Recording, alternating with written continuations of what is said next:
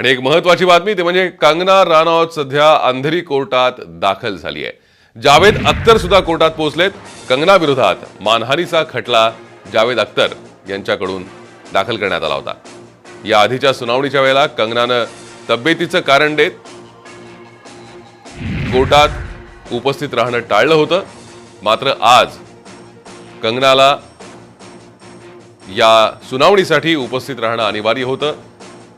जर आज ती उपस्थित राहिली नसती तर कदाचित तिच्या नावानं अटक वॉरंट सुद्धा निघू शकलं असतं आणि त्यामुळेच कंगना आज कोर्टात हजर राहिल्याचं दिसतंय।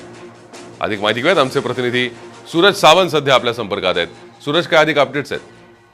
भूषणजी, आपण पाहिलं तर कंगनाने जावेद अख्तरांवर अनेक आरोप केले होते। ज्यावेळी ती सुशांत सिंग प्रकरण घडलं होतं, सुशांत सिंगने आत्महत्या केली होती, त्यावेळी प्रसार माध्यमांना माहिती देताना अनेक आरोप जे आहेत ते जावेद अख्तरांनी केले होते आणि त्याच पार्श्वभूमीवर जावेद अख्तरांनी कोर्टात धाव घेत मानहानीचा गुन्हा दाखल केला होता। या संपूर्ण प्रकरणात अनेकदा वारंवार जावेद अख्तरांनी कोर्टासमोर हजर होत कंगना मात्र समोर येत नव्हती। मागच्याच तारखेला आपण पाहिलं तर 14 सप्टेंबर रोजी कोर्टाने कंगनाला फटकारला होता, जर तुम्ही हजर नाही झालात तर तुमच्यावर अटक वॉरंट काढू असं देखील बजावण्यात आलं होतं। त्यावेळी कोर्टासमोर कंगनाने कोविडचे काही सौम्य लक्षणं आढळून येत आहेत आणि डॉक्टरांचा इलाज करणं गरजेचं आहे असं सांगत येणं टाळलं होतं।